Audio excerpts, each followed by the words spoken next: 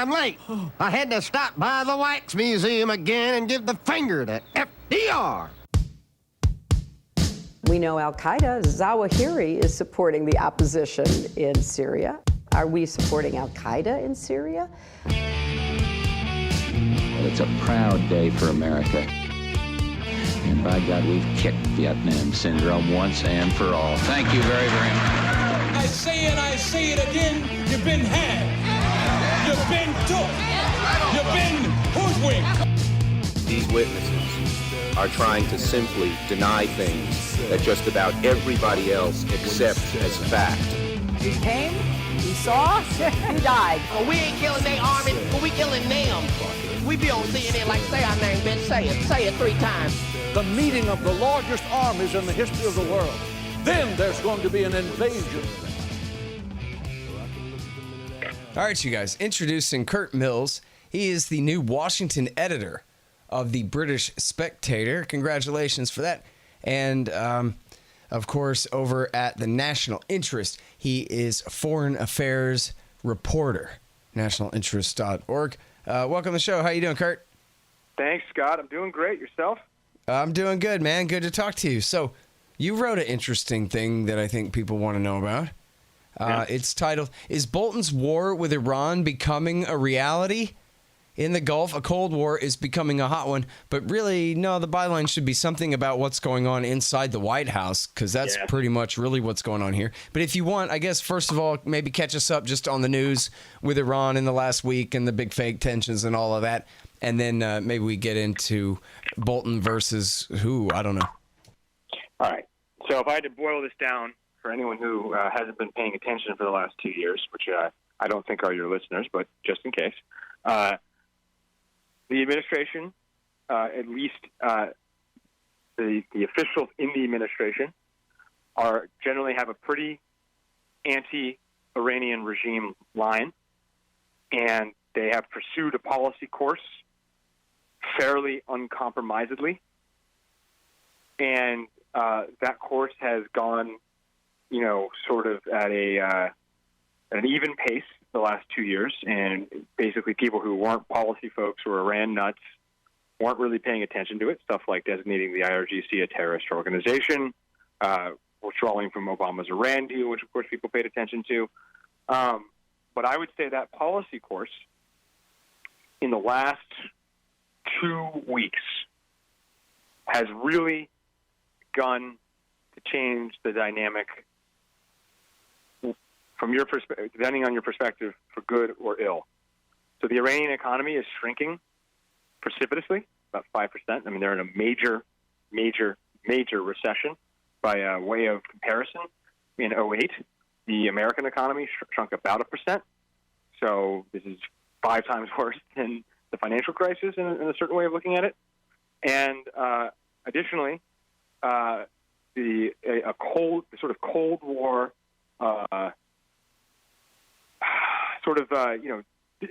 the lack of diplomatic niceties between Iran and the United States is now meshing into an actual hot war or something near it. Essentially, there was now, of course, the U.S. and Iran aren't the only parties here. There are the Gulf state monarchies that are the rivals of the Iranians, and of course, there's Israel. And there was and then of course there's the major war on the Arabian Peninsula, Yemen, where both Iran and Riyadh have a stake.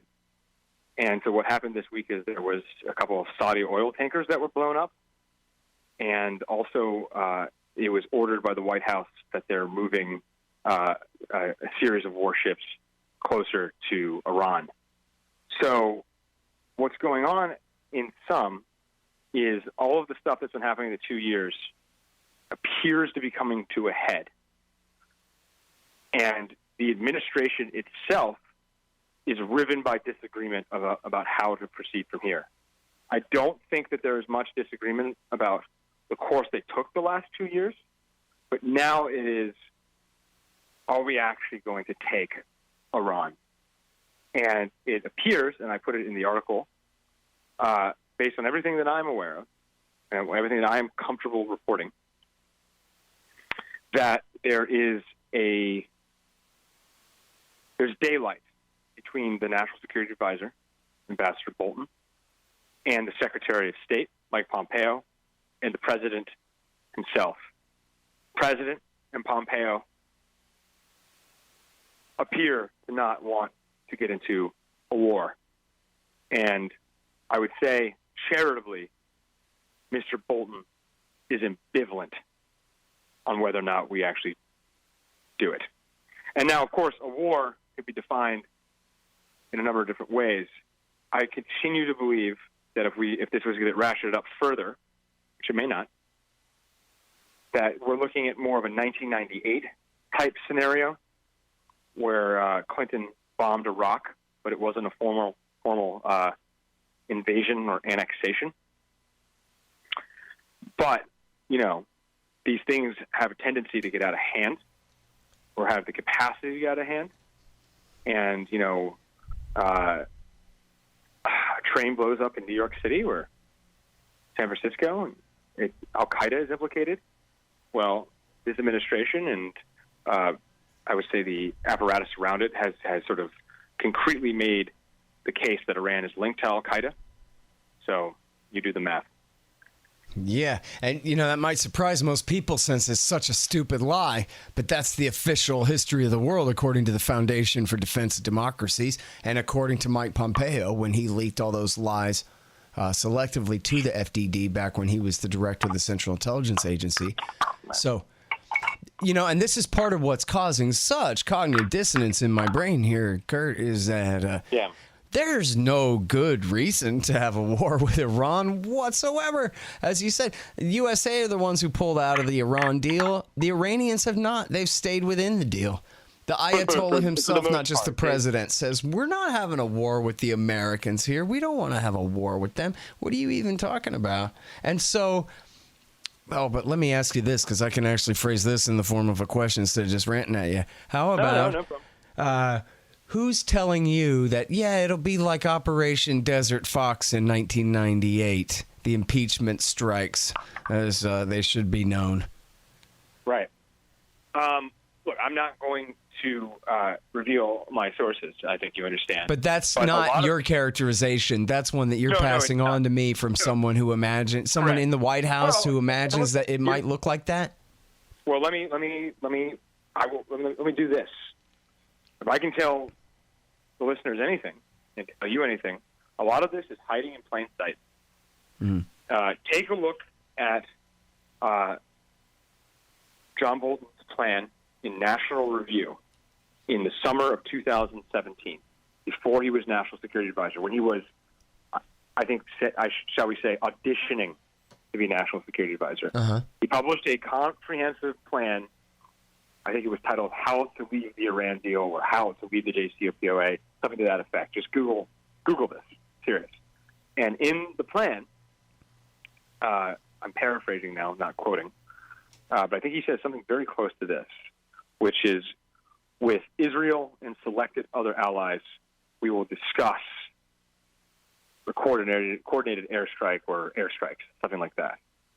So, and then additionally, you see a piece in Arab News this week in a paper owned by Mohammed bin Salman's brother, Crown Prince, arguing for that the U.S. reaction to recent Iranian actions should be a targeted, pinprick, quote-unquote, airstrike.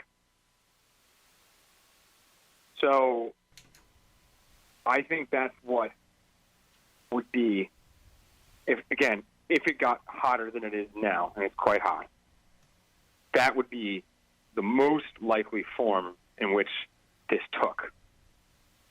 Not, Operation Iraqi Freedom, at least not yet.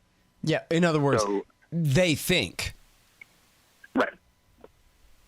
Based on the theory that Iran is Iraq and that they can just do whatever they want with them, and Iran will sit there and take it because they'll know better than to defend themselves and get us really angry? I think it's... Oh, yes. yes, I think there also is a Syria analog here, right? You know, if this was my perspective, and I think you can draw your own conclusions what my perspective is. But if you were Ambassador Bolton and you wanted to escalate this, and clearly Bolton, some might deny it, but I think fairly clearly Bolton has an appetite for a military option. You would say, Mr. President, remember Syria. Assad did something that we disapproved of, and we looked tough. We showed him who was boss. Yeah. We bombed him in April of 17. We bombed him in April of 18, and the regime did not retaliate. The chance for this to blow up is contained because the Iranians won't retaliate. And if they do retaliate, then that's proof positive that this regime is an unacceptable liability for the United States and its interests. That would be the line. Yeah, well, I could see Donald Trump buying it. But so tell me more then about what you've heard about the fighting inside the administration. You have a couple of interesting quotes here about Pompeo and Bolton are not getting along at all right now. Pointing fingers at each other? Look, these guys are all Republicans. These guys support the president of the United States. You know, I think I do quote an official saying they're fighting all the time. I might not characterize it as fighting as real friction, and it's real friction in approach and end goal. So again, like I mentioned, this is an administration of Iran hawks, and that has to include the president, because the president pulled out of the JCPOA, which I think is an Iran hawkish thing to do. Now, if we're boiling down though the distinctions, we're distilling them, what's going on here. I think Bolton. I know Bolton has regime change in Iran as a concrete goal. Now, Bolton runs a massive part of the government, the NSC, the National Security Council, but he is not the entirety of the government. The U.S. maintains that it does not have a regime change policy in Iran. It has a change in behavior policy in Iran. However, it's fairly clear, and I remember Rudolph Giuliani told me this in New York last fall, that essentially it is a regime change. It's a regime change policy in all but name, and the ask for the change in behavior is so substantial that it's unclear how Iran could abide by it without, the sort of complete restructuring of their government.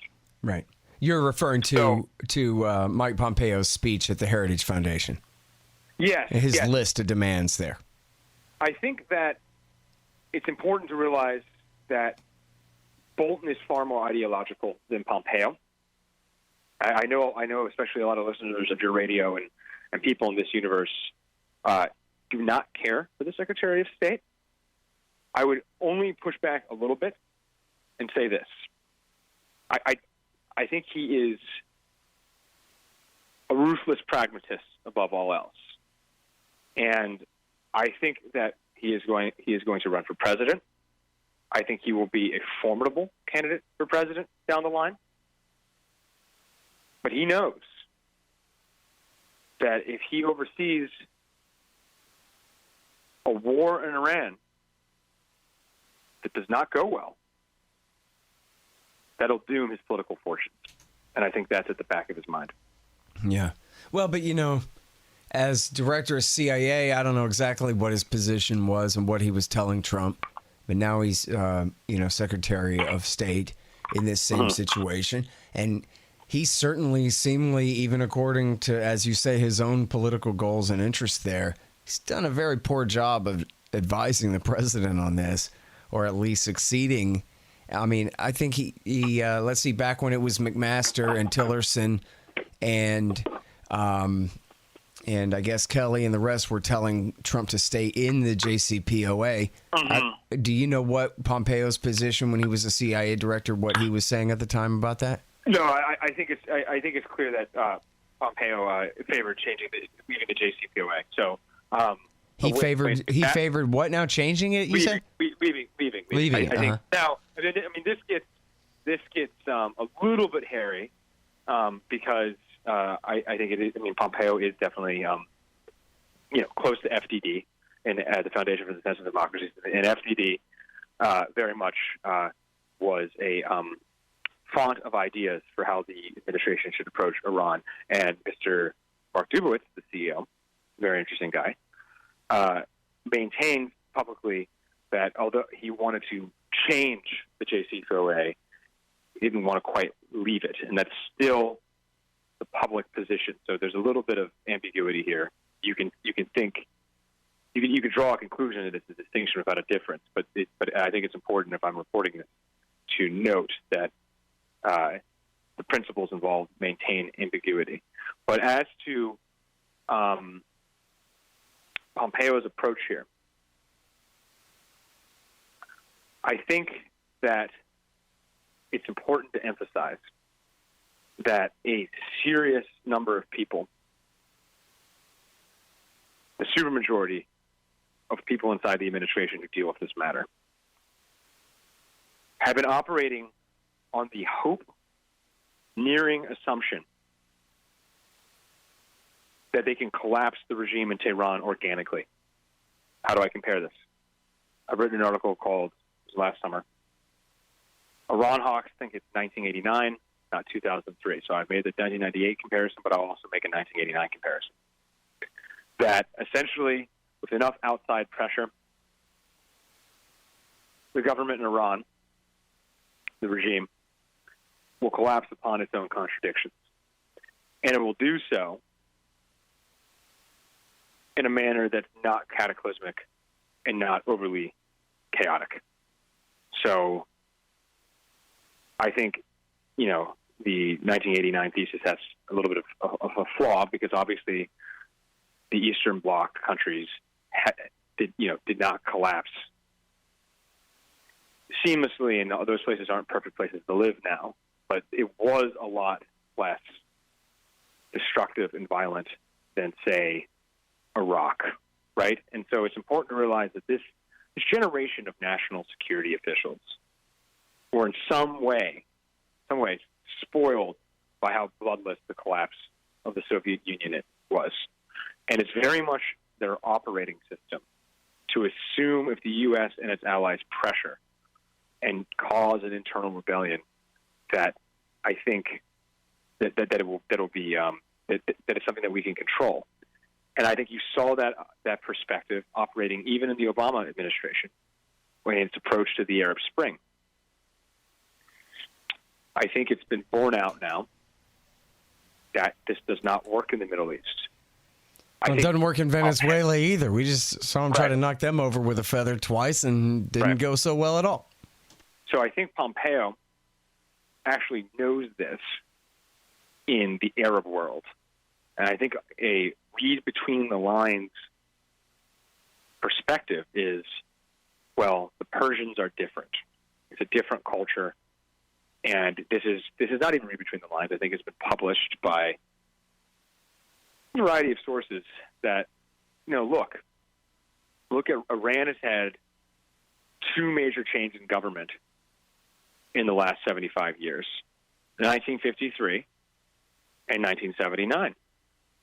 And I know it sounds like a little bit insane to say, but 1979, the transition wasn't, people get killed in changes of government, but it wasn't Syria, right? It wasn't Iraq. And so this is just the argument. A change in government in Iran could be done relatively bloodlessly, I believe, is a perspective which is predominant. Mm-hmm. And even so, if you take two of those further differences too, that, okay, in 53 it was a CIA coup where they paid all these groups to riot and blame it all on the communists and this, that, and the other thing. Or if you look at 79 where Really, it was the indigenous correction to that, a real revolution to overthrow that coup.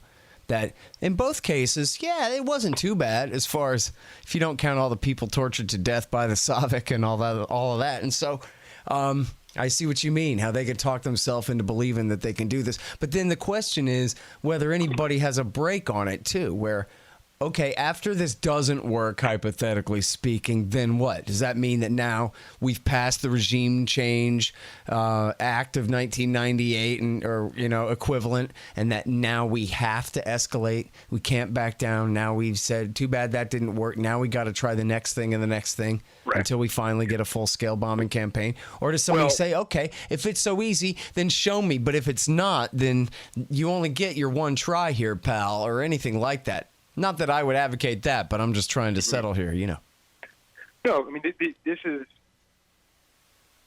let me say two things. There's a tendency among skeptics of the administration to, think the president is a dullard and the people around him represent the unreconstructed comeback of neoconservatism. And I think it's far more complex. I will say that the president is a complicated man. I think that's clear. He has a number of competing impulses, and he makes decisions in a very unique manner. I will say that the person who has probably the most comprehensive worldview in this realm on what to do is Ambassador Bolton. And you can hate him or love him. Not sure he cares. And his view is somewhat, it is distinctive from the neocons. I used to think this was a distinction about a difference, but it's actually a major difference. Bolton is not a neocon. Bolton is a nationalist uberhawk. And his view on rogue regimes, he would term rogue regimes, is that they're unacceptable to the interests of the United States and its allies. And if pressed, we level the regime and then we leave. So he would actually have disagreed, he did disagree, with how the Bush administration approached Iraq. He thinks we should have liquidated Saddam and then left. And he would advise the same if given complete carte blanche in Iran, in North Korea, and in Venezuela. Now, you can say that's insane. You can't just destroy a country and then leave and ask them to rebuild it in a manner that won't become, a sort of another powder keg. But that's the perspective. Mm-hmm. I read a piece that reminded us that quote of him talking about North Korea and someone saying, a war against North Korea would be such a disaster, though, and all these people would die. And he said, I don't do war. I do policy.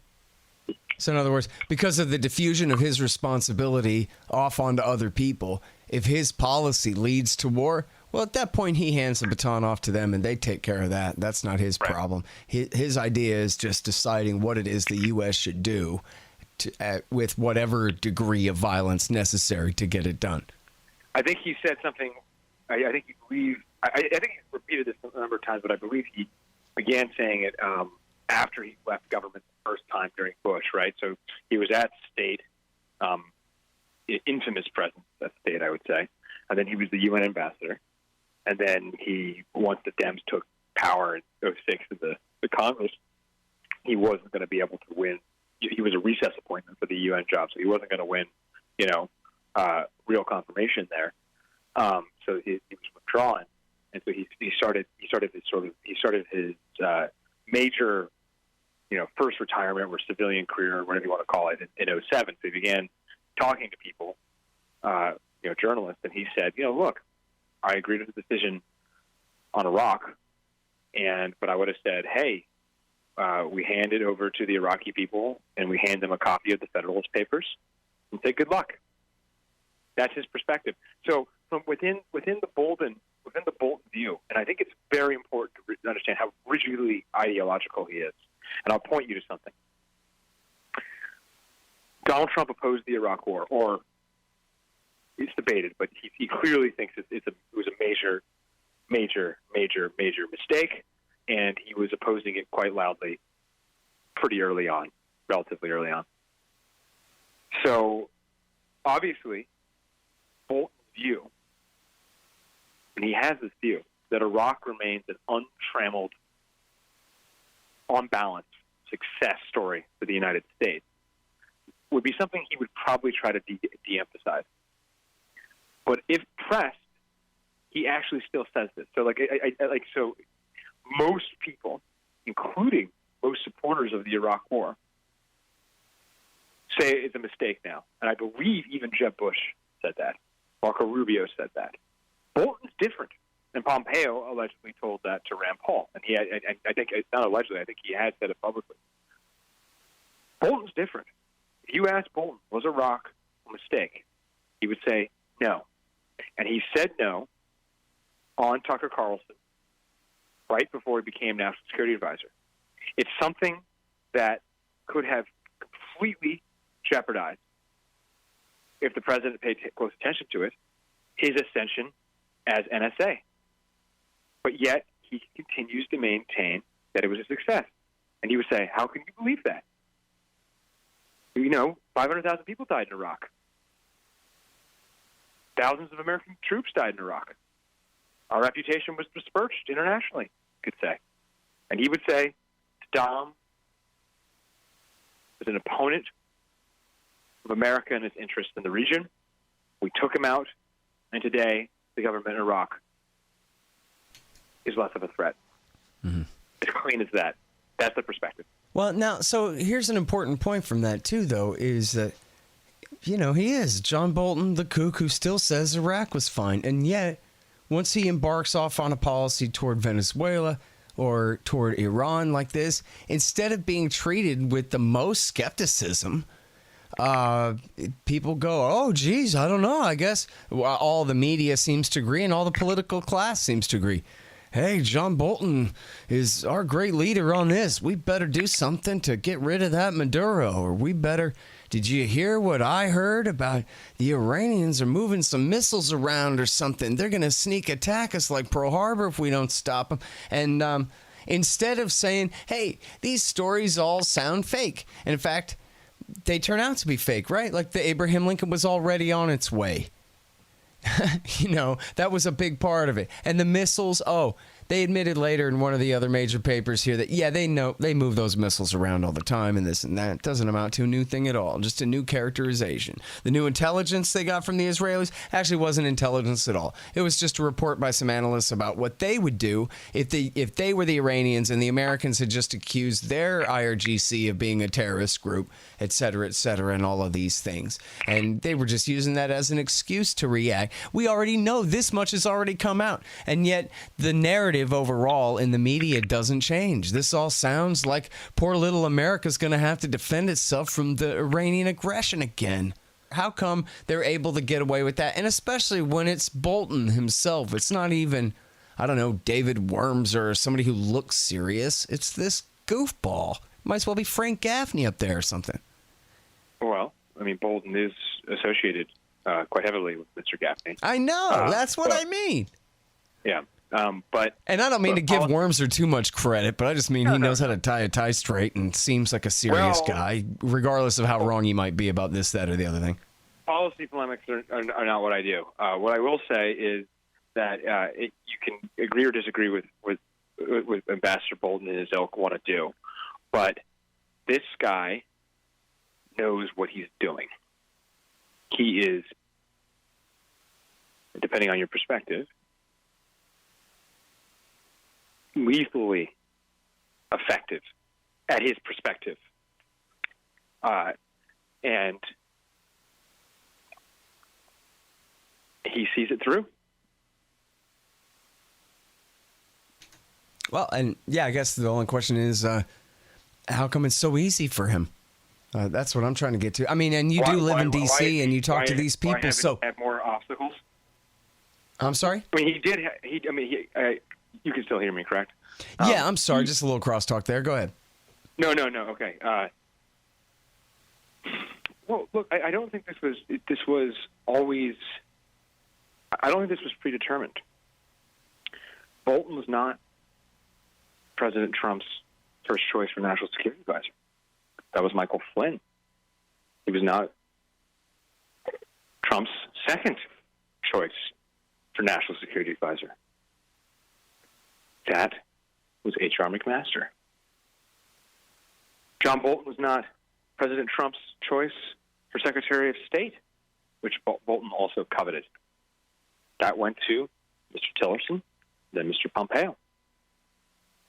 Partially because Bolton probably couldn't have won Senate confirmation.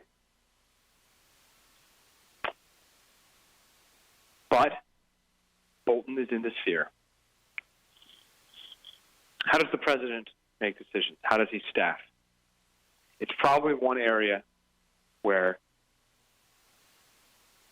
you could pretty easily, pretty breezily critique his hiring preferences. Or not. The president does not necessarily, people have different perspectives. If you were president of the United States, you can go about it in a number of different ways. In a lot of ways, Trump's hiring actually mirrors the approach of his archenemy, Barack Obama. Trump has brought together a cabinet that disagrees with itself. Now, you can say that's a team of rivals kind of thing, as Obama famously favored. Or you Yeah, could say not it's much purpose messier. behind it, but yeah, I know what you mean. Yeah. But, yeah, I'm sorry, go ahead. And no, but that's what's going on here. And so I think, he says it flat out sometimes. He's like, look, Bolton is more hawkish than me, and I temper John. Well, but I'm interested in everybody else in D.C. too. I mean, I know you're reporting on the White House, but it seems important. Part of the narrative, the major narrative about what's the worst thing about Trump is that he's some kind of foreign agent and insufficiently patriotic and insufficiently American or something, except when he's using the military, using the CIA to say bomb Syria or try to engineer a coup d'etat in Venezuela. And then those kinds of actions make the sort of center Democratic establishment and I guess the government itself and their friends in the media feel more secure that, okay, maybe he's not a Russian alien force. At least in this case, he's doing what a president is supposed to do, intervene in these foreign countries in the name of the American flag and stuff. So they rally around that because to them, that's the normalcy that they crave. I think when he attacked Syria in 18 and 17, that was a move that was very much in line with the foreign policy consensus in Washington. I do think even a surgical strike on Iran or an outright attack would be something that, look, there definitely would be think tanks and people that favor it, but that would not enjoy the same level of support. And I think you can see it in the statements made by a lot of foreign policy grandees. David Frum, a core Iraq War proponent, argues in The Atlantic that Iran would be a disaster. So there's a little bit more ambiguity here. It's unclear how war would actually look functionally. Would he have to go to Congress? Would the Senate even approve something like this? But I think what's really going on is there are a set of dangerous elements at play that if it really heated up or something tragic happened, that this could get out of hand quickly. I don't think that's likely, but I think it's distressingly possible. Yeah, well, thanks very much for your time, Curt. Really appreciate it. Likewise. Guess we'll see what happens here. But really good reporting, man, as always. Appreciate it. All right, y'all, that's Curt Mills from the National Interest Foreign Affairs reporter there and the new Washington editor of the British Spectator. So you like supporting anti-war radio hosts. That makes sense. Here's how you can do that. Go to scotthorton.org/donate, and there's all kinds of options to do so and all kinds of different kickbacks at different levels. Of course, take PayPal, Patreon, and all different kinds of digital currencies and all of those sorts of things. And anybody who signs up by way of Patreon or PayPal to donate $5 a month to the show will automatically get keys to the Reddit room, my own private Reddit group that I have. Quite a few members now and lots of fun in there every day. So check out all about that at scotthorton.org/donate. And thanks.